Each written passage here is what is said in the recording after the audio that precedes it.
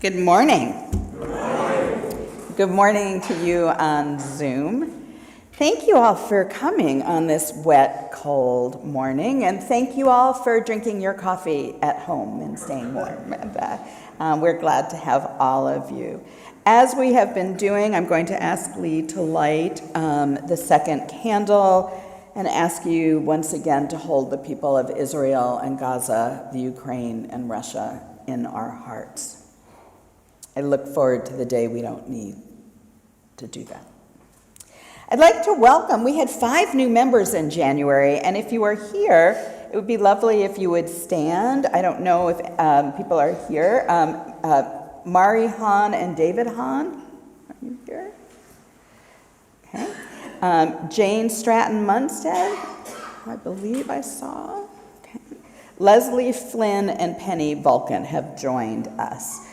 Thank you. Here you are. We now have 222 members.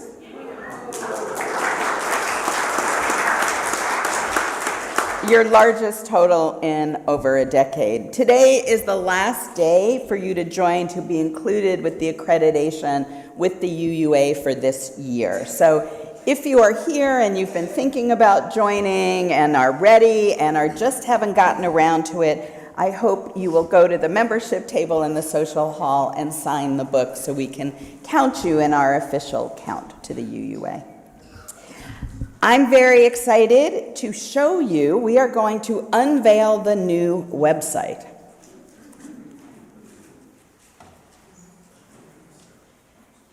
So that's what you see when you come on, and it has a revolving carousel of pictures.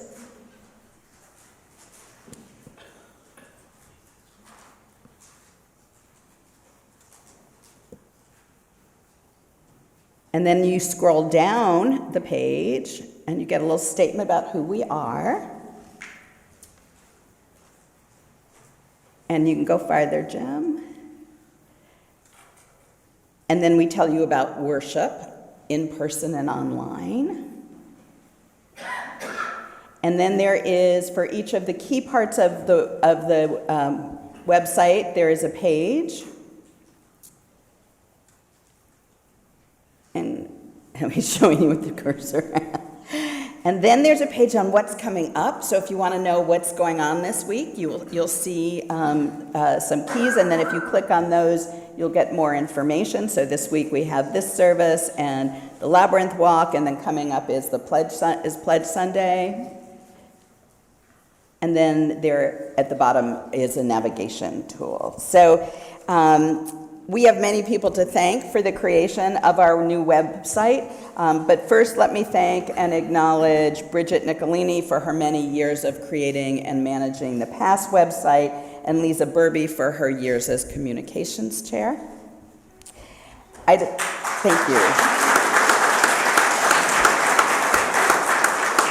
And now I'm going to ask you to hold your applause to the end, which is I want to thank the people who are part of creating this. So Rich Bewley-Newmar chaired the creation of the new website and spent countless, if not hundreds of hours shepherding this through. Andrea Costa and Jennifer Hildreth offered their expertise and insights. A special thanks to Sandra Yen, who has now learned the whole dashboard and will be doing all of the maintenance and updating of the website in the office. I want to thank all of you. Some of you were asked to review the website and gave us feedback. Many of you gave us photographs, so we are thankful to you.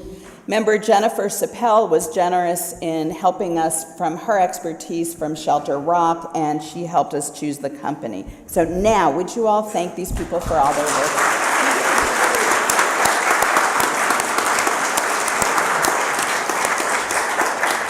And I encourage you to go on and look around. And we are still kind of in beta, so if you find a link that tells you it's not working, if you find something that, like the writing seems to have, you're in the middle of a sentence, if something looks odd, please let Sandra know so we can update things. Our service this morning is on the UUA's move to center love as the core value of our faith. And so I've chosen this lovely poem by Mary Oliver to share with you called Of Love. She writes, I have been in love more times than one. Thank the Lord. Sometimes it was lasting, whether active or not. Sometimes it was all but ephemeral, maybe only an afternoon, but no less real for that. These people stay in my mind, these beautiful people, or anyway, beautiful people to me, of which there are so many, you and you and you, who I've had the fortune to meet. Love, love, love. It was the core of my life, from which, of course, comes the word for the heart. And oh, have I mentioned that some of them were men, and some of them were women? And some, now carry my revelation with you, were trees, or places, or music flying above the name of the markers, or clouds, or the sun, which was the first and the best and most certainly the most loyal, who looked so faithfully into my eyes each and every morning. So I imagine such love of the world. Its fervency, its shining, its innocence and hunger to give of itself. I imagine this is how we all began. And now if you will stand in body or spirit and join us in singing hymn number 18, What Wondrous Love. You've already heard Richard play the melody.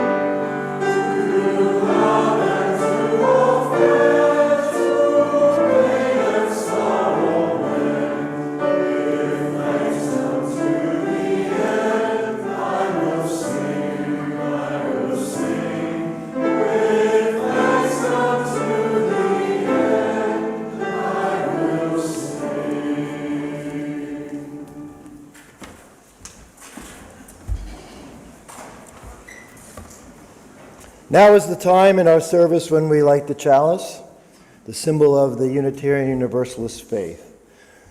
A big thank you and a welcome to Elijah Dinsman, who will come up and light our chalice today. These words come to us from Dr. Cornel West, an African-American political activist, social critic, and doctor of philosophy. We have to recognize that there cannot be relationships unless there is commitment, unless there is loyalty, unless there is love, patience, and persistence. Never forget that justice is what love looks like in public. You can't lead the people if you don't love the people, and you can't save the people if you don't serve the people. Thank you. I'm still up here, sorry. So now I've got a few announcements. The Stewardship Committee reminds us that it is time to consider our pledges for the fiscal year 2024-2025. Generous pledges are needed not only for the fellowship to do its work, but also to demonstrate to our potential ministerial candidates the strength of our congregation. Details can be found on our website as to our goal and how to pledge. And all are invited to the Sunday service on February the 4th for the Ready, Set, Grow reception that will follow the service to learn more information. Set aside the dates of May the 5th and May the 12th as important Sundays to attend the service as well, because on both dates and during the week between these two Sundays, there will be opportunities to get to know our ministerial candidates. And specifically on May 12th, there will be a congregational meeting after the main service to vote on the candidates who might be called to be our next settled minister. A quick note to the parents of the OWL program. Today there will be the parent orientation here in the main hall starting at 11:45. And finally, let us celebrate our members in the arts. The renowned photographer, our own Ken Farrell, where are you, Ken? Thank you. Had a gallery opening of his retrospective work 2 days ago at the Industry Lounge and Gallery in the heart of Huntington Village. I was there Friday night, and I really appreciate Ken's unique perspective. So, Industry is located at 344 New York Avenue, and his exhibit will run through February the 12th. So, please stop by and enjoy his work. And now we will sing our affirmation. The words will be on the screen.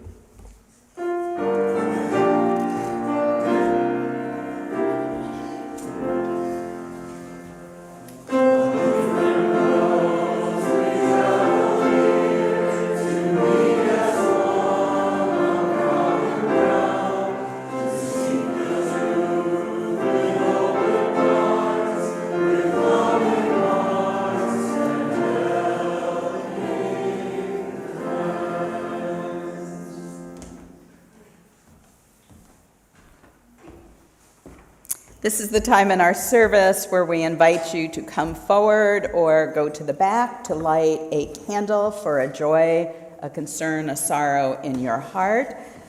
A member of the Pastoral Care Committee, I'm not sure who it is this morning, will be joining me. Sue McGovern will be joining me up in front. If you have a card you've already written, and I encourage you to do this in advance, please bring it to Sue, but we do have some cards and pens for you to write quickly. Anyone wishing to come forward to light a candle may do so now while Richard plays quietly for us.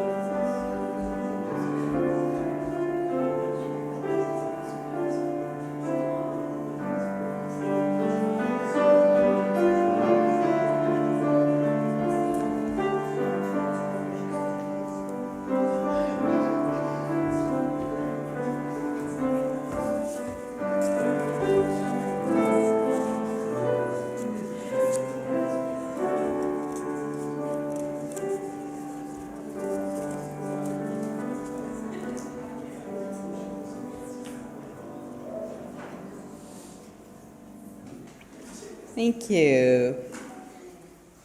Harry Berger would like to ask us to hold in our hearts the 155 New Yorkers who died of COVID this week, and he reminds us that this week was the 4th anniversary of the first cases of COVID being found in the United States. Seems like longer ago, right? A candle, please, for Maya, Jenna, and Phil Kern Ruggieri, who are going through a difficult family time. This says strength, encouragement, and support to keep going. This says, happy birthday, Mummy, we miss you every day. For my sister-in-law, Leiden, who is in the transition, and a feel better for Jackie. So let me invite you to take a few moments of your own quiet meditation, reflection, or prayer.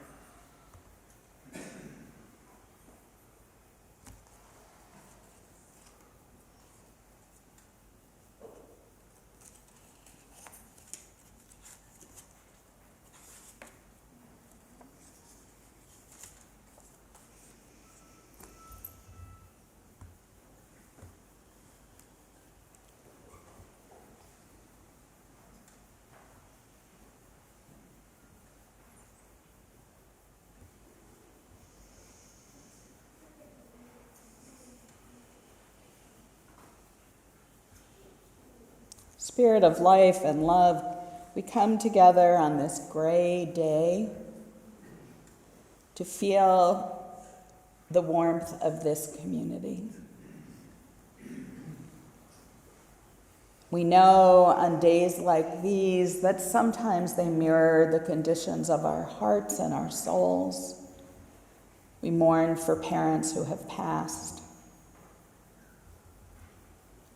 for those who are making their transition, for people struggling with illness or financial difficulties, family problems, mental health issues, job issues, relationship issues. Some days it seems so hard to go on. And yet we persist because we know that better days are coming, that just like we know that the sun will return, so we know that better times are likely to come. And we look for hope. We celebrate the birthdays and the anniversaries and the new jobs and the getting betters and the new opportunities, and the new people who come into our lives, because we know it is mostly, in fact, always about love. Always about the love that sustains us, the love that grounds us, the love that holds us, the love that brings justice, the love that we can rest into. And so may it be. Amen.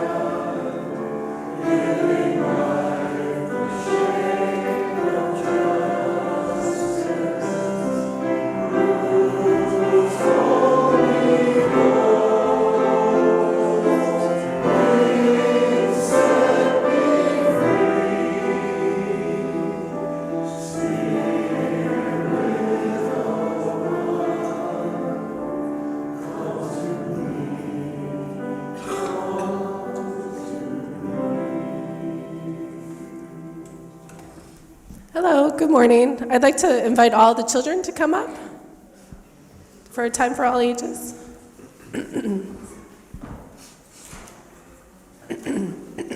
Sorry. Morning. Morning, Lily. How are you? Hi, everybody. So I have some questions for you guys about what you've been learning in RE, and then we'll watch a video, a story about helping others, okay? You guys want to sit down? Oh, is Samaya okay? Okay, so what have you guys been learning in RE? Have you been learning about the gift of liberating love? What pulls us to help others? What do you think? Yeah? Okay, great. So, yeah? What do you think, Sophie? When I have nightmares, when I watched The Grinch, I had nightmares about the Grinch. Were you okay? Did your mom and dad help you? You were okay with that? No? Oh. Okay. But you're okay. You're okay now, though, right? You're good now? Okay, good. So our religion is considering replacing the 7 principles with a new set of 7 values. So the central value is love. So love is the foundation for all these values. So last few weeks, you've also talked about comforting love versus liberating love, right? So, okay. What do you think is comforting love? Millie?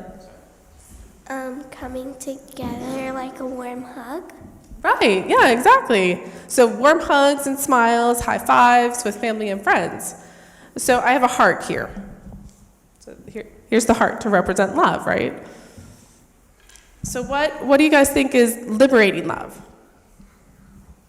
Okay, sorry, let me just get my card. Okay, here you go. Giving love to someone else.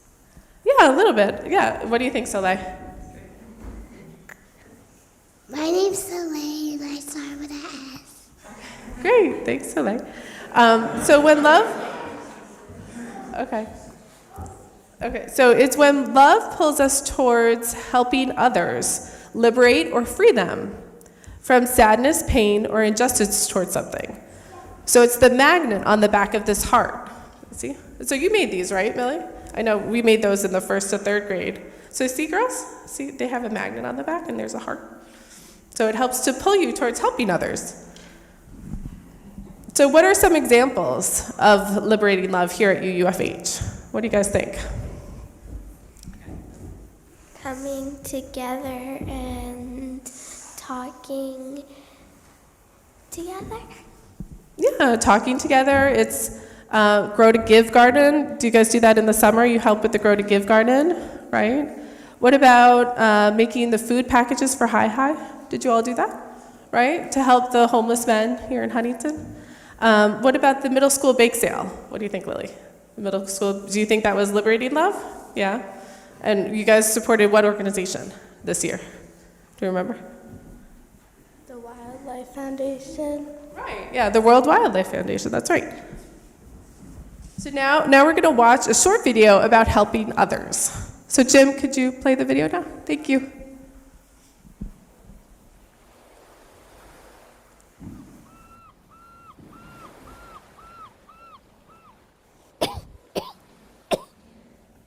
I think I'm stuck here. Oh, yep, I'm definitely stuck. This isn't good. Help? Anyone? Hey, no, shoot, not you, scram. Phew. Help! Somebody! Anybody! Oh, well, that's it for me then. Who's that?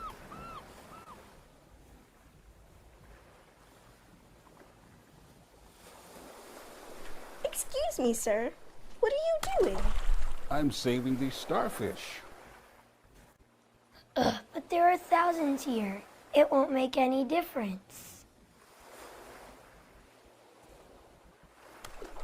I made a difference to that one. Oh, thank goodness. That tickled.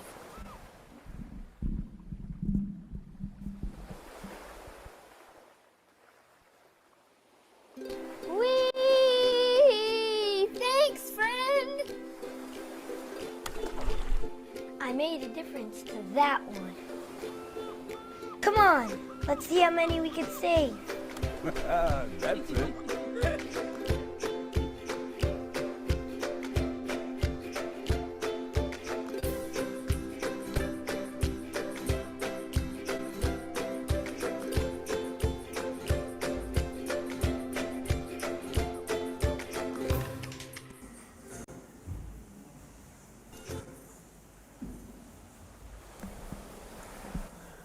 So that's the video. So what did you guys think was important to help? Why was it important to help each of the starfish? Because if you didn't get them to the water, they would dry out and die. So you're making a difference just to that one, right? So this is just one organization that you can help with, but there's so many others that we can help with, right? One by one. So Richard, could you please play? And congregation, can you please sing out our children to their RE class? Thank you.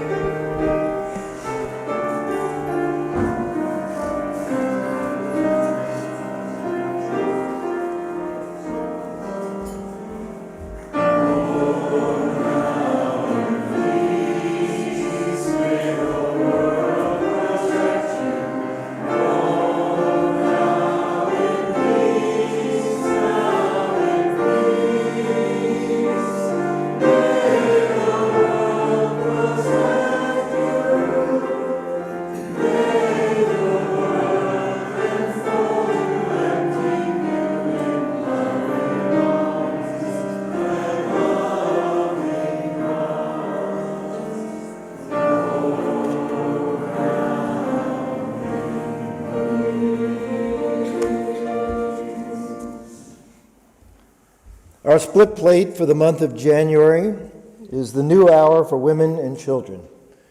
You may remember our service on November 5th, 2023, and at that time we heard a powerful message from their executive director, Serena Liguori, who was our guest speaker.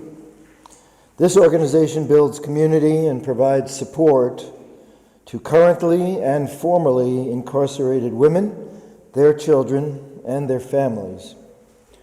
Their goals include successful re-entry and reintegration into their communities and reforming unjust criminal policies. They also provide parenting skills and work skills to give these women the ability to change and manage their lives. So please give as generously as you're able.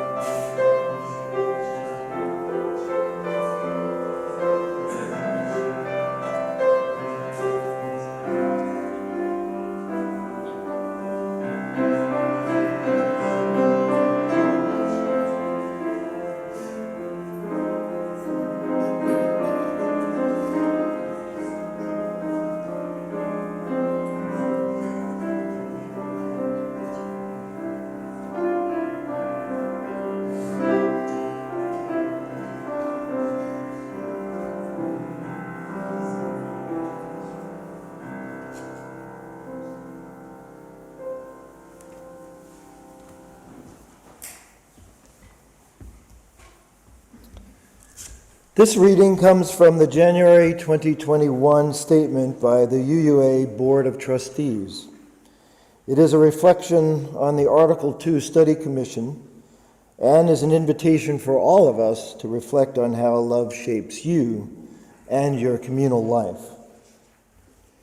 We assert that our deepest common theological grounding and value is this: love. We find it peeking through the words of the currently existing principles. We see it in our insistence on the worth and dignity of every person. We see it in the call for demanding and embodying justice, equity, and compassion in human relations. We hear it in our urging of acceptance of one another and our support for each other's spiritual growth. Our affirmation of the right of conscience and the right of every individual to participate in shaping those institutions that govern them displays a deep respect and love for every person. We hold up the goal of a peaceful, free, and just world community as an expression of what love can and should bring into being. We see love called out as what demands that we be active in our justice work and justice making. Remember Cornel West's words, "Justice is what love looks like in public." So, let us respond to the call of love because it is our common theological core. It is what can and does motivate us and illuminates our deepest commitments to each other.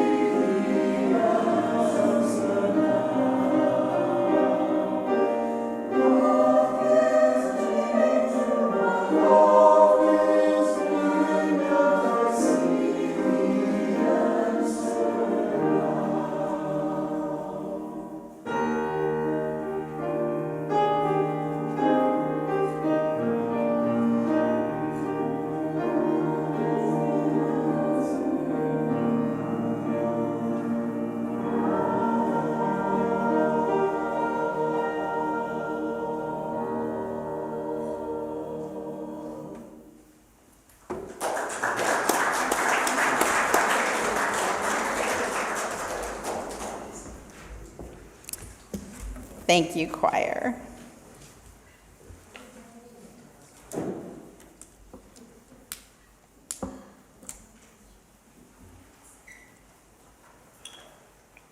Mildred almost kept me from studying for the ministry. Mildred was a woman in her 80s in my congregation in Westport. Picture this. It's time for joys and concerns where we and Westport at that time shared them out loud. So Mildred gets in line and approaches the microphone. She lights a candle, she takes the mic, and she complains to the packed sanctuary each and every week. Every single week. She complained about her adult children not calling her, that someone had bumped into her last week at coffee hour, that the week's coffee was cold, that her cat had scratched up a chair, that we had just sung a hymn she didn't like. So most of us inwardly groaned every time we watched Mildred approach the microphone. As I was discussing my emerging call to ministry with Reverend Frank Hall, I said to him, "Reverend Frank, how can you be nice to people like Mildred? She drives me crazy.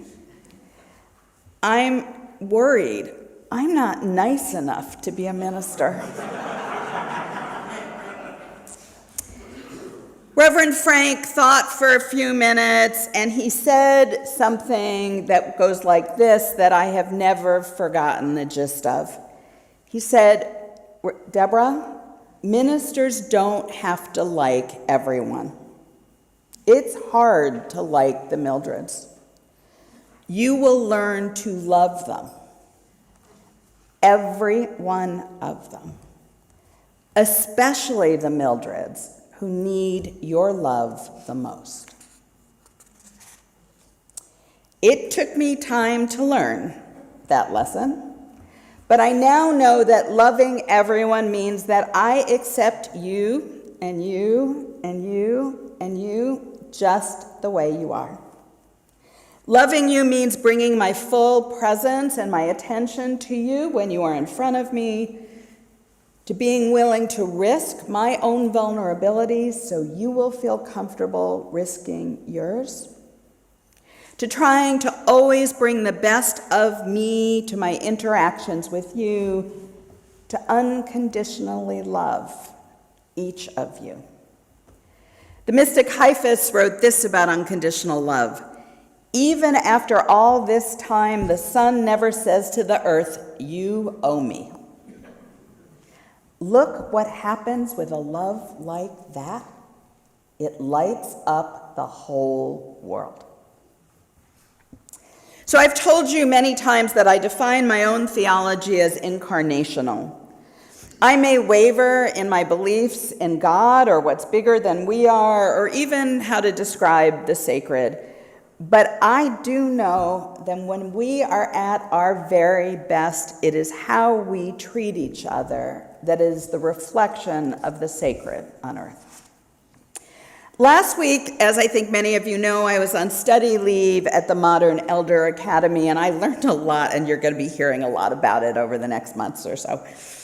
But one day, the co-facilitator reminded these people in their 50s and 60s contemplating retirement. He said, "Your job will never love you back.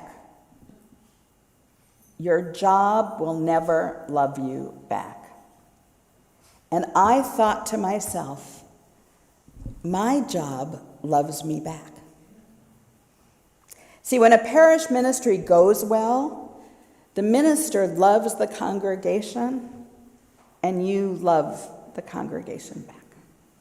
And it loves the minister back. And so, thank you for the love you have given me. Last spring, I began talking with you about the proposed revisions of the UU Principles and Practices. Can I have the next slide, Jim?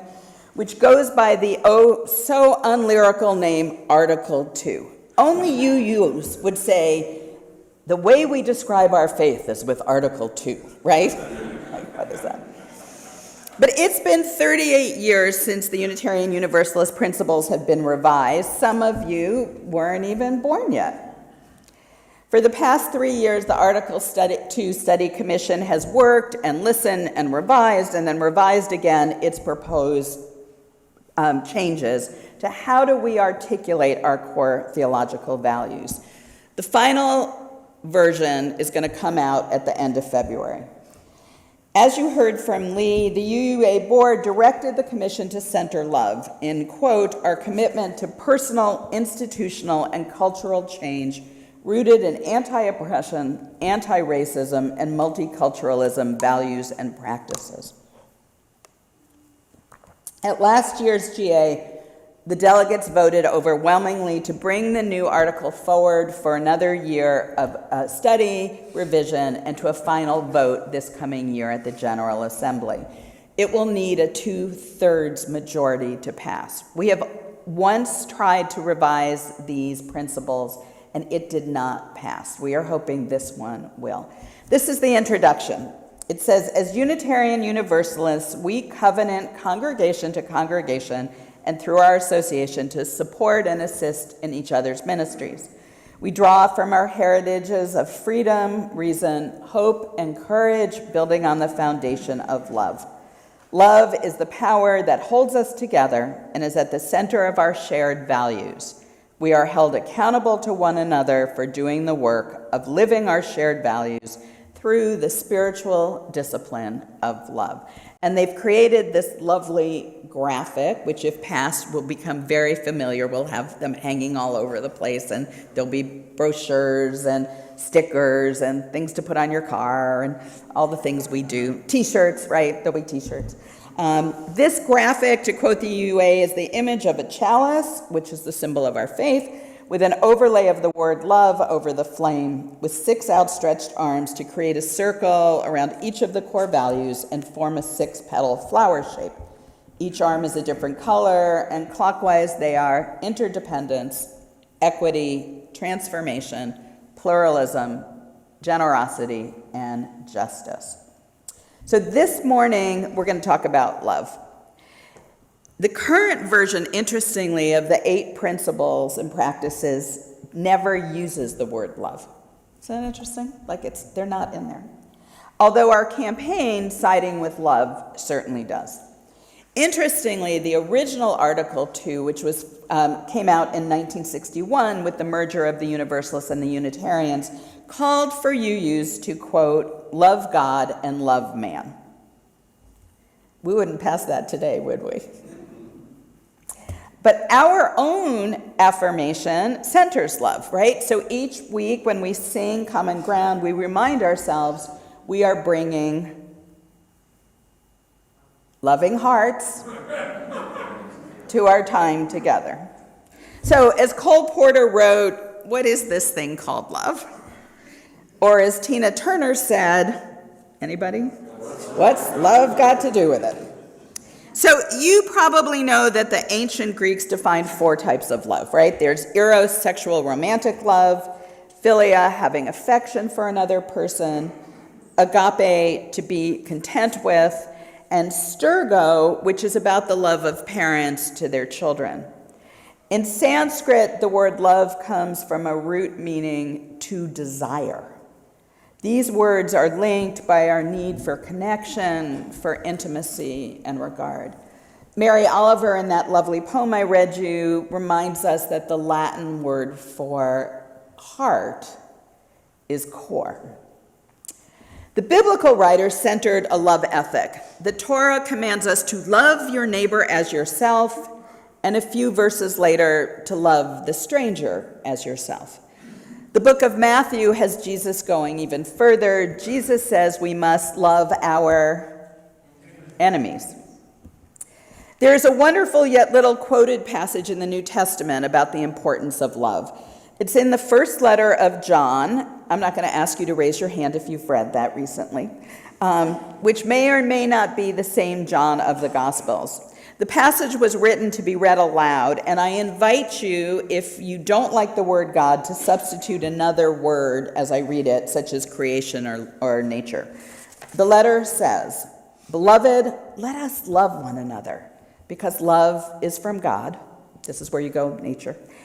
Everyone who loves is born of God and knows God. Whoever does not love does not know God, for God is love. Since God loves us so much, we ought to love each other. No one has ever seen God. If we love one another, God lives in us, and God's love is perfected in us. God is love, and those who abide in love abide in God, and God abides in them. We love because God loves us. Those who say, I love God, and hate our brothers and sisters are liars.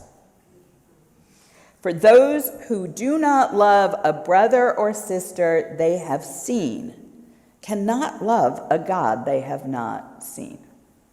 It's a perfect response to the far right, don't you think? Jewish theologian Martin Buber, centuries later, said, to love God truly, you must freely love your fellow man. If anyone tells you he loves God but does not love his neighbor, you will know that he is lying. Much more recently, feminist and womanist writer Bell Hooks defined love in her book All About Love as being made up of 6 essential components: care, commitment, knowledge, responsibility, respect, and trust, all of which are essential components. She goes on to ask us to honor an ethic of love. She writes, embracing a love ethic means that we utilize all the dimensions of love in our everyday lives. Domination and exploitation cannot exist in a social situation where love is the ethic. As you heard from Lee, Cornel West reminded us in the chalice lighting that justice is love made public. Dr. Martin Luther King, who I talked about a few weeks ago, wrote, power without love is reckless and abusive. And love without power is sentimental and anemic. Power at its best is love implementing the demands of justice, and justice at its best is power correcting everything that stands against love. So what does it mean to center love in all we do, as people as faith and as a faith community? So it starts, my friends, with how we honor ourselves, how we love ourselves, how we take care of ourselves. It is hard to bring love to others when the inner critic is ruling your life, right? It extends to our relationships, to our partners, with our families, with our neighbors, with our fellow congregants. Love grows to our commitment with people with marginalized and vulnerable identities. As Sandra told the children, love is making the dinners for Hi. It's growing the garden, it's tending the bees, it's organizing the potlucks, it's writing letters to legislators, it's sending out the postcards for you, the vote. And I love, and I hope you will come to love, that Unitarian Universalism is reimagining ourselves as the religion that centers love in all we do. I mean, how cool is that? When they say to you in the elevator speech, what is Unitarian Universalism? You could now start with saying, we are the religion that centers love in everything we do. It's good, right? Love God, love the stranger, love your enemy, love your neighbor, side with love, love yourself, love everyone. It's a pretty tall order. The ultimate challenge for each of us is to love generously, courageously, and with integrity, our neighbors, but also ourselves, just the way we are. Jesus is asked, what are the 2 great commandments? What are the greatest commandments? And Jesus says, love your neighbor as yourself, and love with all your soul, all your heart, and all your might. May we leave here our sacred fellowship each week ready to love fully, ecstatically, from the place of knowing deep inside each of you and you that we are loved just the way we are. So may it be.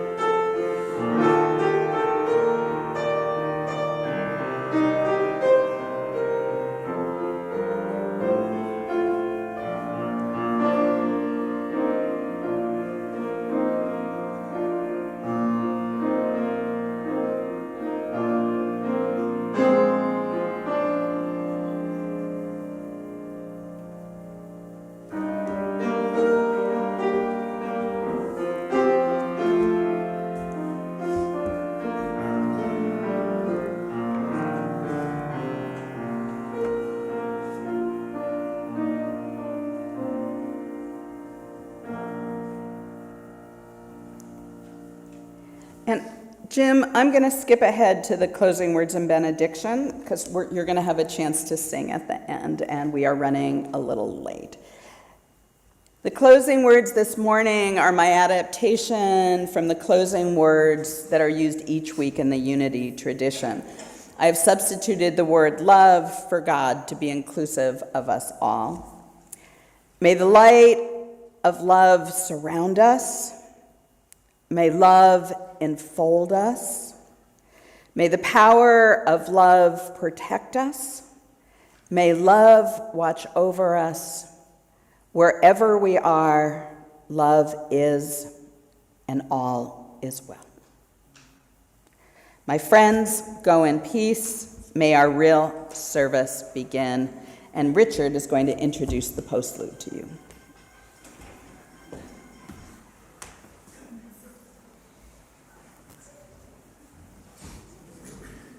All you need is love. Well, love, the Beatles.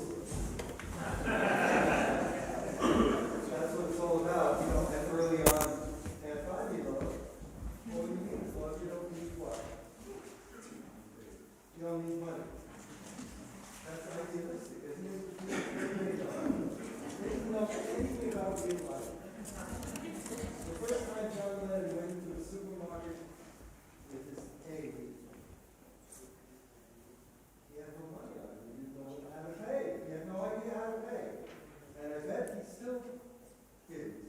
Yeah. So you are invited to sing with us. You all know the song, right? Two things.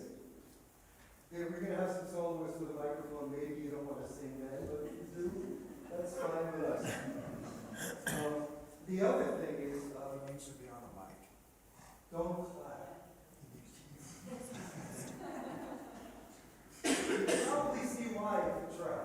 And I'm going to invite you to stand in body or spirit as you are able.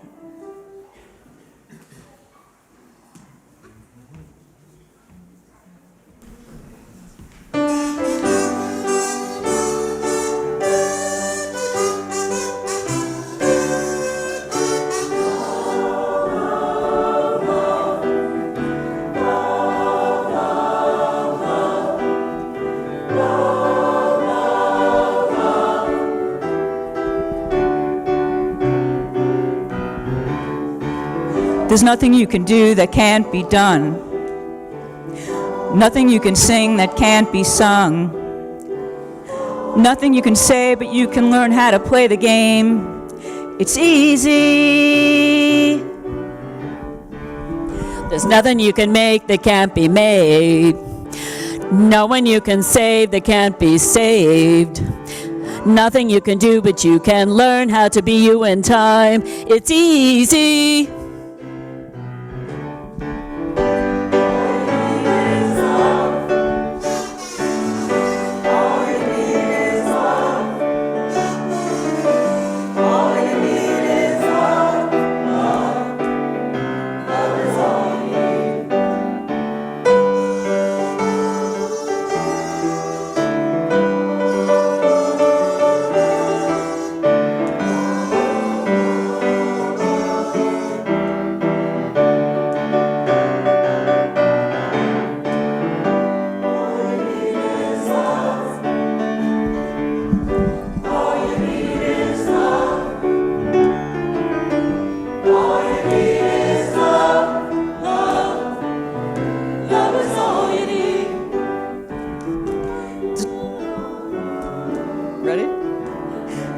There's nothing you can know that isn't known.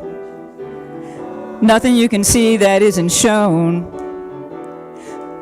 Nowhere you can be that isn't where you're meant to be. It's easy.